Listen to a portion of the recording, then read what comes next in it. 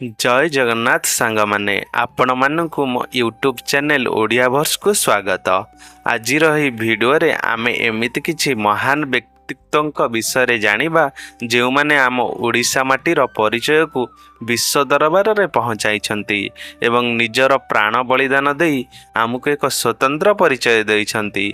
चालंतु विलंब न करी ओडिशार महापुरुष मानक एई गौरवमय गथा भितर को जिबा।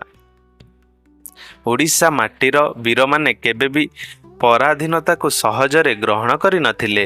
सेमानक मध्यरे सर्वाग्रे आसंती जयराज गुरु। से खोर्धा राजा गजपति मुकुंद देव द्वितीयଙ୍କ कुलपुरोहित एवं मुख्य सेनापति थिले। ब्रिटिश ईस्ट इंडिया कंपनी विरुद्ध से प्रथमे स्वर उत्तोलन करथिले। तांको इंग्रेज माने 1806 मसीहा डिसेम्बर 6 तारिख रे मेदिनीपुरर बाघीतोटा ठारे एक बरगछ दुईटी डाल रे बांधी अति निर्मम भावरे चिरी हत्या करथिले। भारतीय स्वाधीनता संग्राम से होचंती प्रथम शहीद। एहापरे आसंती वीरवर बक्सी जगबंधु विद्याधर 1817 मसीह ब्रिटिश शासन विरुद्ध रे होइतिबा ऐतिहासिक पाइक विद्रोहर से मुख्य नेता थिले। से केवल पाइक सेना नुहंती बरम कृषक एवं आदिवासी मानकु एकाठी करी इंग्रेज मानक विरुद्ध रे एक विशाल गण आंदोलन नेतृत्व नैथिले। पश्चिम ओडिशार मुकुट विहन सम्राट वीर सुरेंद्र साय को किए बा न जाने। संबलपुर माटी रे एही सिंह 1827 मसीहारू आरंभ करी दीर्घ वर्ष धरी ब्रिटिश शासन विरुद्ध रे संग्राम जारी रखिथिले।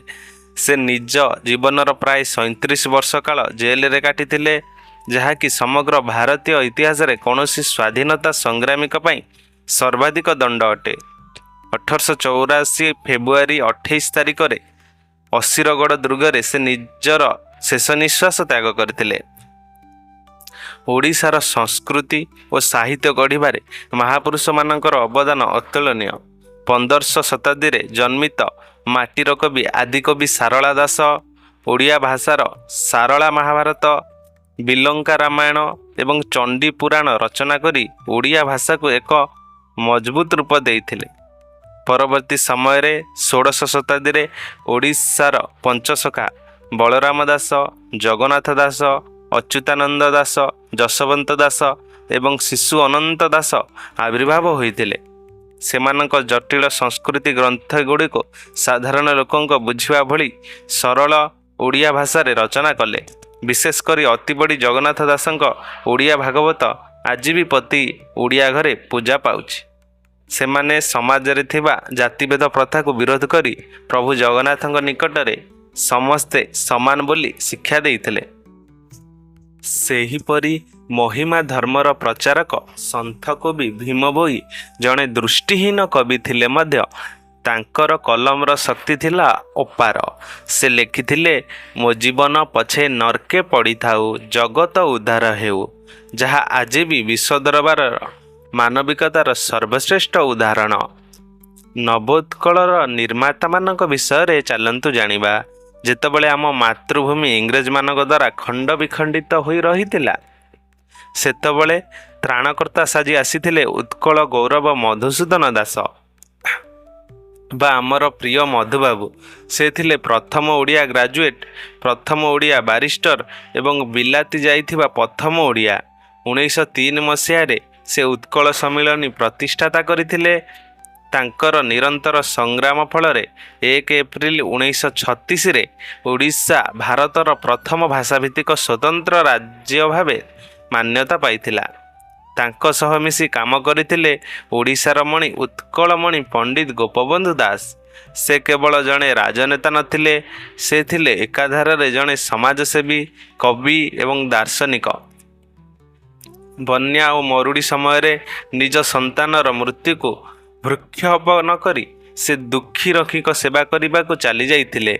से सत्यवादी वन विद्यालय स्थापना करथिले एवं समाज खबर कागजर मूलदुआ पकईथिले। तांकरी सेही प्रसिद्ध कविता मिसु मोर देह ए देश माटी रे देशवासी चली जाआंतु पिठिरे आज भी प्रति ओडियांक रक्तरे देश प्रमर श्रीहरण खेलाई दिए। ଭାରତୀୟ ସମ୍ବିଧାନ ସଂଗ୍ରାମର ସର୍ବକନିଷ୍ଠ ଶହୀଦ ହେଉଛନ୍ତି ଓଡ଼ିଶାର ପୁଅ ବାଜି ରାଉତ।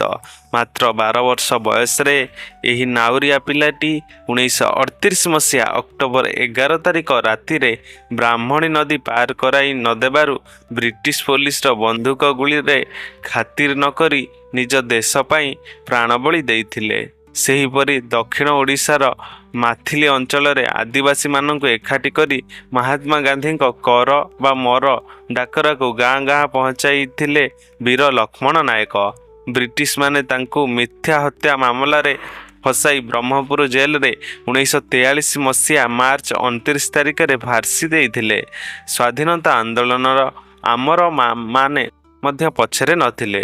ରମାଦେବୀ, ସାରଳା ଦେବୀ ଓଡ଼ିଶାର ଲବଣ ସତ୍ୟାଗ୍ରହ ଏବଂ ଅସହଯୋଗ ଆନ୍ଦୋଳନ ନେତୃତ୍ୱ ନେଇଥିଲେ।